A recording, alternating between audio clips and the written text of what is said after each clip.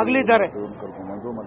ಶ್ರೀಮಠ ಸಹಸ್ರಾರು ವರ್ಷದ ಇತಿಹಾಸ ಇರ್ತಕ್ಕಂಥ ಶ್ರೀಮಠ ಪರಮಪೂಜ್ಯ ಡಾಕ್ಟರ್ ಶಿವಕುಮಾರ ಮಹಾಸ್ವಾಮಿಗಳವರು ಈ ರಾಷ್ಟ್ರಕ್ಕೆ ನಾಡಿಗೆ ಕೊಟ್ಟಿರ್ತಕ್ಕಂಥ ಕೊಡುಗೆ ಅಪಾರವಾದದ್ದು.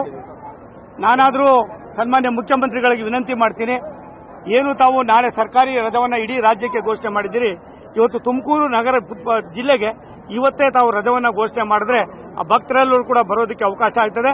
ಬೇರೆ ಬೇರೆ ಕಡೆಯಿಂದ ಬರ್ತಕ್ಕಂಥ ಭಕ್ತರಿಗೂ ಕೂಡ ನೋಡೋದಕ್ಕೆ ಅವಕಾಶ ಆಗ್ತದೆ. ಅದನ್ನ ತಾವು ದಯಮಾಡಿ ಪರಿಗಣಿಸಬೇಕು ಅನ್ನೋ ಮನವಿಯನ್ನು ಮಾಡಿ, ಇಂಥ ಒಬ್ಬ ದೇವರನ್ನ, ದೈವ ಸ್ವರೂಪಿಯನ್ನ, ಪವಾಡ ಪುರುಷನನ್ನ ಪ್ರಾಯಶಃ ನಾವು ಕಳ್ಕೊಂಡು ತಬ್ಬಲಿಯಾಗಿದ್ದೇವೆ. ಇಂಥ ಮಹಾಪುಣ್ಯ ಪುರುಷ ಮತ್ತೊಮ್ಮೆ ಕರ್ನಾಟಕ ರಾಜ್ಯದಲ್ಲಿ ಬರಲಿ ಅನ್ನೋದು ನನ್ನ ಆಸೆಯಾಗಿದೆ. ಕ್ಯಾನ್ಸರ್ ಕಾಯಿಲೆಯಿಂದ ಬಳಲ್ತಾ ಇದ್ದಂತ ನನ್ನನ್ನ 10 ವರ್ಷಗಳ ಹಿಂದೆ ಕರ್ಕೊಂಡು ಬಂದು ಆಸ್ಪತ್ರೆಗೆ ಸೇರಿಸಿ ಮತ್ತೆ ಕಾಯಿಲೆ ಇಲ್ಲದೆ ಇರ್ತಕ್ಕಂಥ ಯಾವುದಾದ್ರೂ ಒಂದು ಸಂದರ್ಭ ಸನ್ನಿವೇಶ ಇದ್ರೆ ಅದು ನಾನು ಒಬ್ಬ ಅನ್ನೋದನ್ನ ಈ ಸಂದರ್ಭದಲ್ಲಿ ತುಂಬಾ ನೊಂದು ಹೇಳೋದಕ್ಕೆ ಇಷ್ಟಪಡ್ತೀನಿ. ಆ ಪುಣ್ಯ ಪುರುಷರನ್ನ ಸಾವಿರಾರು ಬಾರಿ ನಾವು ಭೇಟಿ ಮಾಡಿದ್ದೇವೆ, ಆ ತಪಸ್ವಿಯನ್ನ ನೋಡಿದ್ದೇವೆ.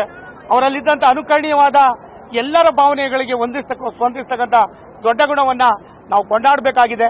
ಇಂಥ ಪುಣ್ಯ ಪುರುಷರಿಗೆ ಭಾರತ ಸರ್ಕಾರ ಪ್ರಧಾನ ಮಂತ್ರಿಗಳಾದ ನರೇಂದ್ರ ಮೋದಿ ಅವರು ಭಾರತ ರತ್ನವನ್ನು ಕೊಡಬೇಕು ಅಂತ ಈಗಾಗಲೇ ಸನ್ಮಾನ್ಯ ಮುಖ್ಯಮಂತ್ರಿಗಳು, ಉಪಮುಖ್ಯಮಂತ್ರಿಗಳು, ಗೃಹ ಸಚಿವರು, ನಮ್ಮ ನಾಯಕರಾದ ಯಡಿಯೂರಪ್ಪನವರು ಈಗಾಗಲೇ ಏನು ವಿನಂತಿ ಮಾಡಿದ್ದಾರೆ, ಇದನ್ನು ತಕ್ಷಣವೇ ಘೋಷಣೆ ಮಾಡತಕ್ಕಂಥದ್ರಿಂದ ಈ ಕೋಟ್ಯಾಂತರ ಜನ ಭಕ್ತರಿಗೆ ಒಂದು ಸಮಾಧಾನವನ್ನು ಕೊಡ್ತಕ್ಕಂಥದಕ್ಕೆ ಒಂದು ಮಠ ಜಾತ್ಯತೀತವಾಗಿ ಎಲ್ಲಾ ವರ್ಗದವರಿಗೂ ಕೂಡ ವಿದ್ಯಾದಾನವನ್ನು ಮಾಡಿರ್ತಕ್ಕಂಥ ಒಂದು ದೊಡ್ಡ ಸಂದೇಶವನ್ನು ಕೊಟ್ಟಿದ್ದು 12ನೇ ಶತಮಾನದಲ್ಲಿ ಬಸವಣ್ಣವರು, 18ನೇ ಶತಮಾನದಲ್ಲಿ ಯಡಿಯೂರು ಸಿದ್ದಲಿಂಗೇಶ್ವರರು, 20ನೇ ಶತಮಾನದ ಕೊನೆಯಲ್ಲಿ ಪರಮ ಪೂಜ್ಯ ಡಾಕ್ಟರ್ ಶಿವಕುಮಾರ ಮಹಾಸ್ವಾಮಿಗಳವರು.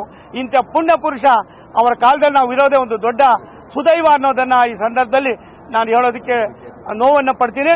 ಹಳೆ ವಿದ್ಯಾರ್ಥಿಗಳ ಸಂಘದಿಂದ ಹಿರಿಯರಾಗಿರ್ತಕ್ಕಂಥ ರೇವಣ್ ಸಿದ್ದಯ್ಯನವರು ಒಂದೆರಡು ಮಾತುಗಳನ್ನ ಆಡಬೇಕು ಅಂತ ಅವರಲ್ಲಿ ವಿನಂತಿ ಮಾಡ್ಕೊಳ್ತೀನಿ.